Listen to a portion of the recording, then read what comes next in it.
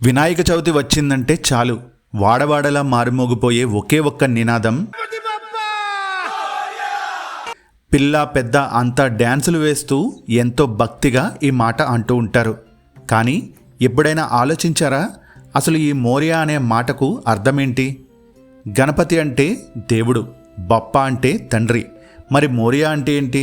అదేదైనా మంత్రమా లేక ఊరి పేరా? కాదు. ఆ మోరియా వెనుక ఒక అద్భుతమైన భక్తుడి కథ దాగి ఉంది. ఈరోజు ఆ అసలు కథ ఏంటో తెలుసుకుందాం.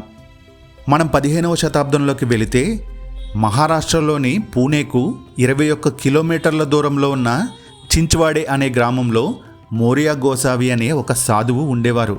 ఆయన సాక్షాత్తు ఆ విఘ్నేశ్వరుడికి పరమభక్తుడు.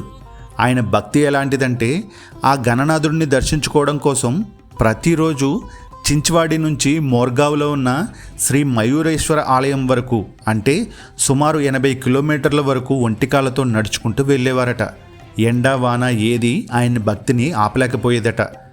అయితే వయోభారం కారణంగా కొన్ని రోజులు ఆయన ఆలయానికి వెళ్ళలేకపోయారు. దీంతో తీవ్ర ఆవేదనకు గురయ్యారట. అలా ఉన్న ఆయన జీవితంలో ఒకరోజు అద్భుతం జరిగింది. మోరియా నిద్రపోతున్న సమయంలో సాక్షాత్తు ఆ గణేశుడు ఆయన కళ్ళలోకి వచ్చాడు. నా విగ్రహం ఇక్కడికి సమీపంలో ఉన్న నదిలో ఉంది, దాన్ని తీసుకువచ్చి ప్రతిష్ఠించు అని ఆదేశించారట. ఉదయం లేవగానే మోరియాకి ఎక్కడలేని సంతోషం. కలలో స్వామి చెప్పిన ఆ మాట నిజమో కాదో తెలుసుకోవడానికి పరిగెత్తుకుంటూ వెళ్ళి ఆ నదిలో వెతికారు. ఆశ్చర్యం! కలలో ఆ బొజ్జగనపై చెప్పినట్టే ఆ నదిలో ఒక అద్భుతమైన వినాయకుడి విగ్రహం దొరికింది. దాన్ని ఎంతో భక్తిగా తెచ్చి ఆయన ఒక గుడిని నిర్మించారట. ఇక ఈ విషయం ఆ నోట ఈ నోట పాకి స్థానికులందరికీ తెలిసింది. సాక్షాత్తు ఆ దేవుడే కలలోకి వచ్చి మాట్లాడాడు అంటే ఈ మోరియా గోసావి ఎంత గొప్పవాడో అని జనం ఆశ్చర్యపోయారు. ఆయనను చూసేందుకు తండోపతండాలుగా వచ్చారు. దేవుడితో పాటు ఆయన పాదాలను కూడా తాకి మోరియా అనడం మొదలుపెట్టారు. దేవుడు వేరు, మోరియా గోసావి వేరు కాదు, ఆయనే మంగళమూర్తి అనుకుని మొక్కారట. ఆ గొప్ప భక్తుడి పేరు ఆనాటి నుంచి గణపతి ఉత్సవాల్లో శాశ్వతంగా నిలిచిపోయింది.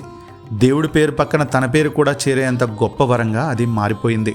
అంతేకాదు, గణేశుడి ప్రతిమ మోరియాకి నదిలో దొరికింది కాబట్టి ఆ దేవుడిని మళ్ళీ జలప్రవేశం చేసేటప్పుడు గణపతి బప్ప మోరియా పూడ్చా వర్జీ లౌకర్య, అంటే గణపయ్య వచ్చే ఏడాది మళ్ళీ త్వరగా రా అని మహారాష్ట్రలో నినదిస్తారు.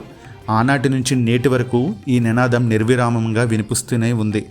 నిజమే కదా, దేవుడు తన కార్యం ఏదైనా సరే తన నిజమైన భక్తుల ద్వారానే నెరవేర్చుకుంటాడు అనడానికి మోరియా గోసావి జీవితమే ఒక పెద్ద నిదర్శనం.